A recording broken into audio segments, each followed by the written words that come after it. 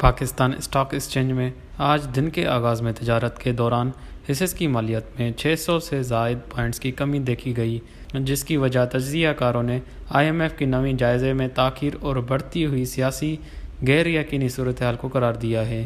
صبح 10:21 پر KSA 100 index 613.5 points یا 1.47% گر کر 41,124 پوائنٹس پر پہنچ گیا۔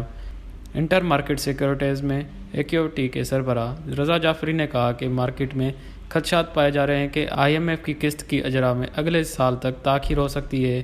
پاکستان نے 2019 میں IMF کے ساتھ $6 ارب کا معاہدہ کیا تھا، جسے رواں سال کے شروع میں بڑھا کر $7 ارب کر دیا گیا تھا۔